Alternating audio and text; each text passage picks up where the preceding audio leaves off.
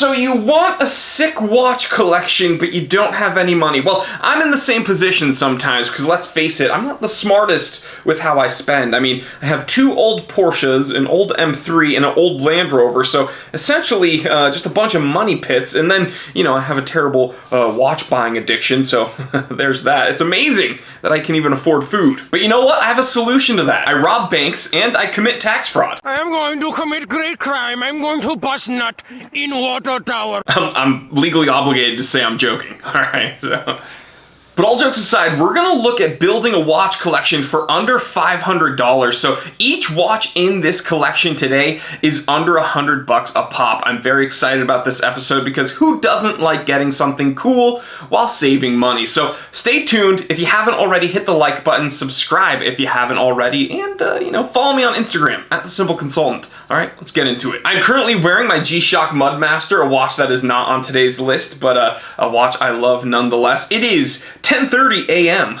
Let's get down to business. I just realized I had this on the wrong time zone, but it's all good. Okay, so while this G-Shock isn't on today's list, I do have another one that is, and it's this, the G-Shock Neo Tokyo. This is a DW6900 module, and it is absolutely gorgeous. $99 gets you this beautiful, beautiful, very functional watch, and every watch collection needs a G-Shock, so I mean, this had to be right off the bat one that you would choose. 53.2 millimeters by 50 millimeters and 18.7 millimeters thick. Weighs 67 grams. This is a resin case and bezel and strap. Shock resistant, 200 meter water resistance rating. You know, you are getting that backlight, and approximately a 2-year battery life, although in my experience, I mean, I have a DW6600 that I think my dad got in like 92, and I've never changed the battery.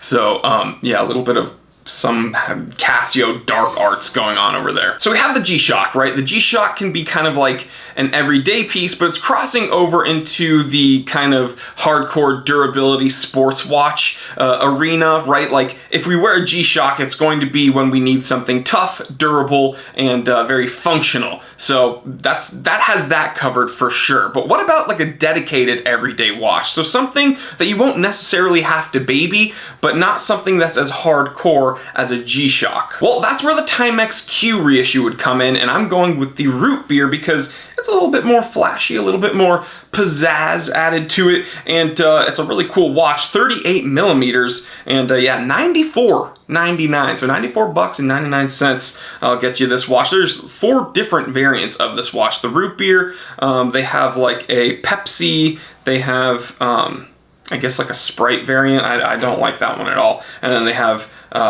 navy blue. I think they used to have like a Batman variant as well. 50 meter water resistance rating, again 38 millimeter diameter, day date with an acrylic crystal. So they're gonna cut costs somehow, and that's how they did it. And again, guys, this watch is quartz. So we have a dedicated durable watch, we have a dedicated everyday watch, but what about for a dressy occasion? Let's say you're in a more formal business meeting, let's say you're on a night out where you're going to a fancy schmancy restaurant, let's say you're going to church or something. It doesn't matter. Every watch collector should have some form of dress watch, and that's where we're gonna stay with Timex, with their Timex Marlin 34 millimeter mechanical. So this is not a quartz option. This is actually a legit mechanical watch. And again, it's in that perfect gentleman size. I mean, guys, I'm a big dude. I have 7.5-inch wrists, and I wear 32 millimeter bubble backs all the time. So 34 millimeters for a dress watch is just fine. $99.95 gets you this watch, and again, gorgeous gold tone, old school dial layout, everything from the Arabics and indexes and handset, even the Timex font.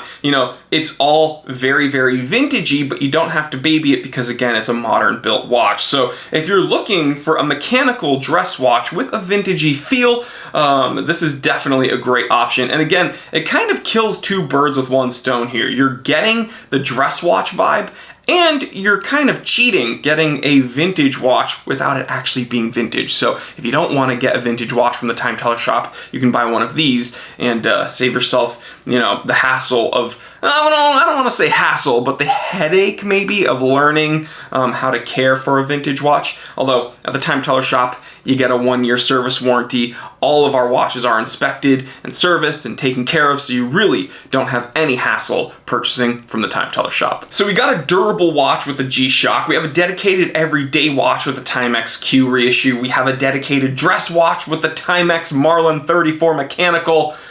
What about a dedicated diver, right? Because although you could swim definitely with this G-Shock, I mean, this is like, this does it all, except I wouldn't really consider this dressy. Every watch collector ideally should have a dive watch, right? The archetype of a dive watch with a rotating timing bezel and, with crown guards and a 3 o'clock crown, or maybe even a 4 o'clock crown if you're a Seiko guy. But what about a Casio Duro? Okay, I've had a interesting history with these watches because the truth is it's a decent entry-level diver, but you also have to look at it as an entry-level diver. I mean, this watch, let's see, $69.95 on Casio's website. You're getting a sub $70 watch, and you have to look at it as a sub $70 watch. The one that I reviewed here, the second hand didn't hit all the indexes, which is kind of incredibly common with lower end quartz watches. So I'm not really knocking it, I'm just giving you the information. If you go to my Casio Duro review, people flame me in the comment section. They get so mad that I had anything bad to say about that watch, but the truth is, I'm reviewing the watch that I have in front of me, and there were certain shortcomings, and we have to look at it for what it is. It's not going to be a Submariner. It's a Duro. It's sub $100. It's sub $70 at the time of filming. Didn't have the best lume. It's not going to be the heaviest of hitters. It's not going to be the best performer, but it's inexpensive. It's functional for what it is. You don't have to baby it, and you can use it as a dedicated dive watch.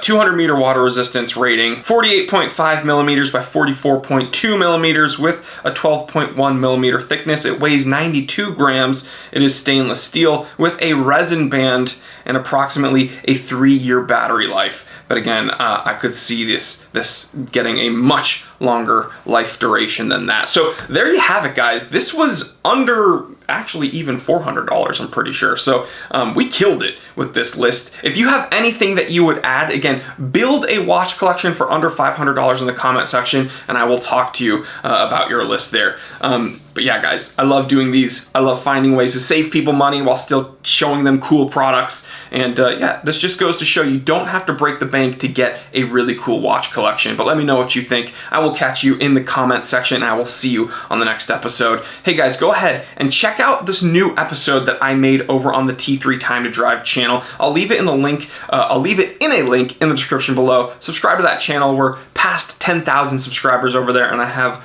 only you guys to thank for helping me out over there. All right, stay happy, stay healthy, stay blessed. I'm Jory Goodman. Let time tell, and always remember, I didn't invent time. I just tell it.